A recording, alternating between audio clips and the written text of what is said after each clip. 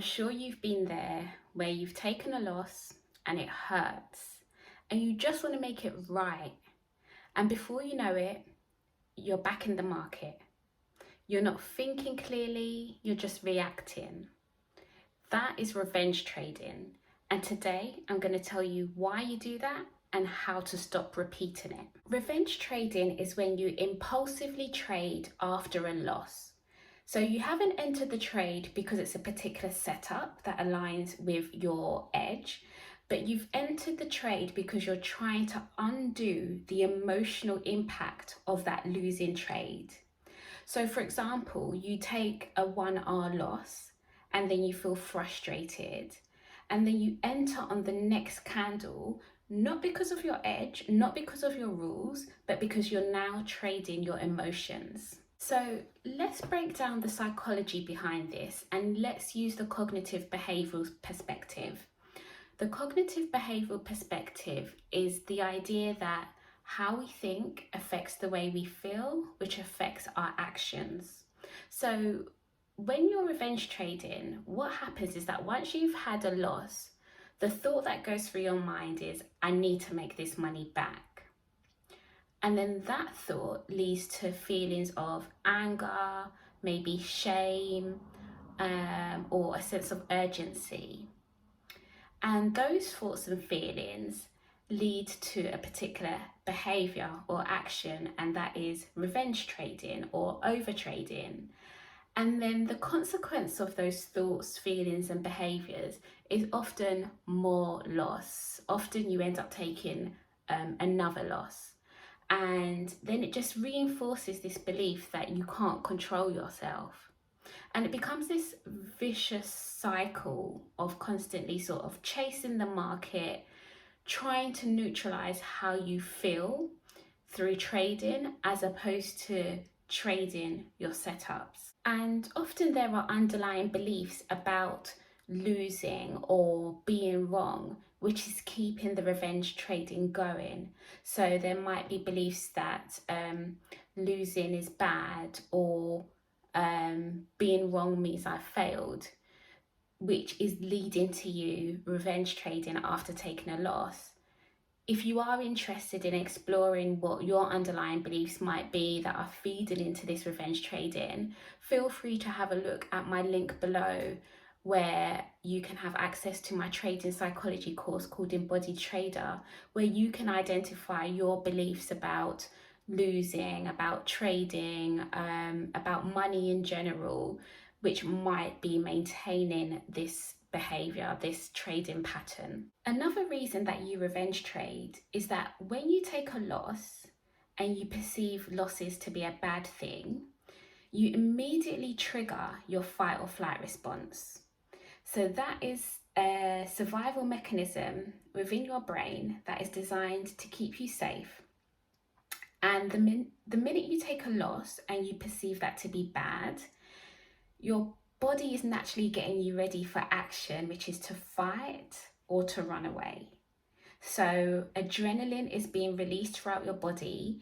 And I'm sure in that moment when you take a loss, you can feel like physically like everything is becoming heightened. Maybe your heart starts racing a bit, or you notice heart palpitations. Maybe you're getting a bit hot. And so you get this very physiological reaction every time you take a losing trade. So naturally, your brain almost wants to regain control. And you do that through taking another trade, when actually that's not going to be helpful for you. You're now actually just trading your emotions. And the more you do that, you're strengthening that pattern, that relationship between taking a loss, feeling emotional, and then taking another trade to try to correct that, to try to neutralize that feeling. So that is an unhelpful way of coping, and it's not going to be sustainable for this trading business if that is how you cope with losses all of the time. So I'm going to move on to talk about how we can break out of this unhelpful pattern of revenge trading. All right, so to manage this, the first thing you can do is to pause and name how you're feeling. So when you take a loss, literally say to yourself, I've taken a loss and now I can feel the urge to make it back. And when you literally acknowledge what's going on, acknowledge how you're feeling and that urge you have, somehow it reduces its power and you're now engaging your rational brain. When you take a loss, initially your fight or flight response will be kicking in and you're not thinking rationally, you're not thinking clearly. But when you can actually name what's going on, acknowledge it, you're not resisting it, you're facing it, it loses power, and that's the first step in being able to control it, because you're actually calling it out. Okay, so you say, I can feel that urge to make it back, and now suddenly you're in control. Okay, and it almost, in a way, it can give distance between you and that feeling. You acknowledge that you're separate, you are not the urge, the urge is just there. Okay, the second thing that you can do is find a way to allow that physical response to cool down.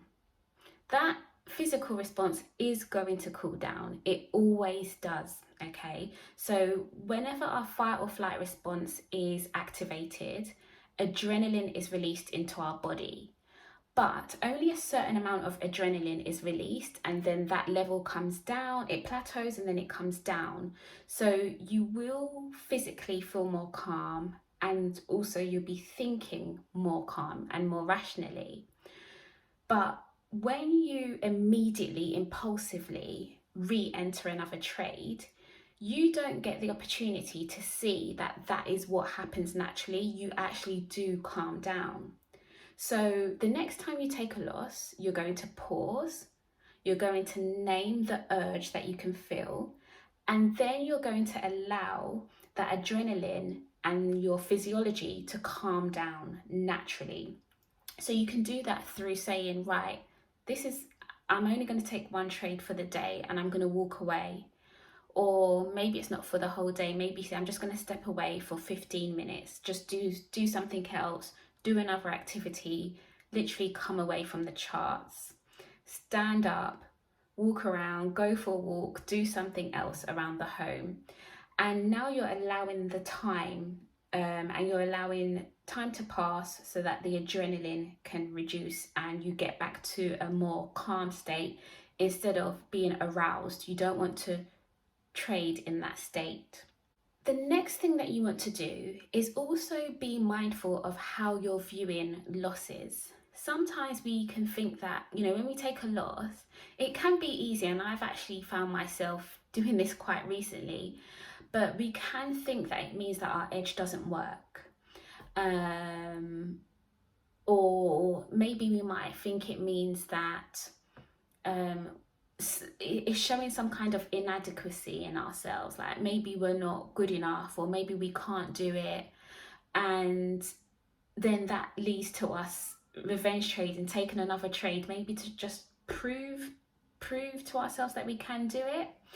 But that's not why you want to enter another trade. You always want to enter trades because it aligns with your rules, not because of how you're feeling, not to prove yourself worth or to prove anything. Okay, so you want to maybe view losses as potentially, it might be tuition, maybe you did something wrong, or you can just view losses as it was a probability based loss, it's part of the game, you're not going to win every trade, and just accept that.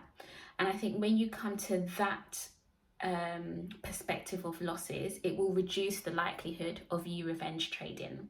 And then the final thing I want you to do, so you've got to a point where you've paused and you've named the urge, you've allowed your physiology to calm down and the adrenaline to reduce naturally, you've reframed how you're viewing losses, and the final thing I want you to do is record the outcome of this. When you choose to not take another trade after a loss, what is the outcome of that?